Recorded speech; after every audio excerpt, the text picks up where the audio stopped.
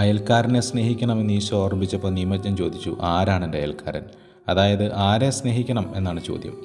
ഉത്തരമായി ഈശോ നല്ല സമരായൻ്റെ കഥ പറഞ്ഞു. കഥയുടെ അവസാനം ഉത്തരവും കിട്ടി, കരുണ കാണിക്കുന്നവൻ അയൽക്കാരൻ. പക്ഷേ പറഞ്ഞവസാനിപ്പിച്ചെടുത്ത് കഥയൽപ്പം മാറി. ആരെ സ്നേഹിക്കണമെന്ന ചോദ്യത്തിൽ നിന്നാണ് ഈ കഥ പറച്ചിലൊക്കെ തുടങ്ങിയത്. നല്ല സമരായനെ പോലെ നിന്നോട് കരുണ കാണിക്കുന്നവനെ സ്നേഹിക്കാനാണ് ഈശോ പറഞ്ഞു നിർത്തേണ്ടത്. പക്ഷേ അവൻ പറഞ്ഞത് നീയും പോയി നല്ല സമരായനെ പോലെ ചെയ്യുക എന്നാണ്. ഏത് അയൽക്കാരനെ സ്നേഹിക്കണമെന്ന ചോദ്യത്തിന് നീ പോയി സ്നേഹിക്കപ്പെടാൻ യോഗ്യതയുള്ള അയൽക്കാരനാകാൻ ആണ് ഉത്തരം.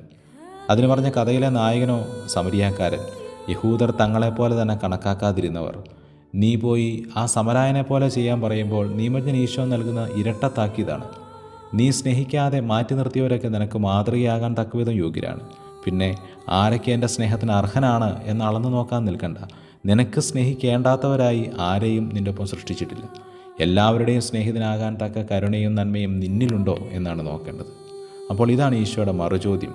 സ്നേഹിക്കാൻ കൊള്ളാവുന്ന അയൽക്കാരനാണോ നീ?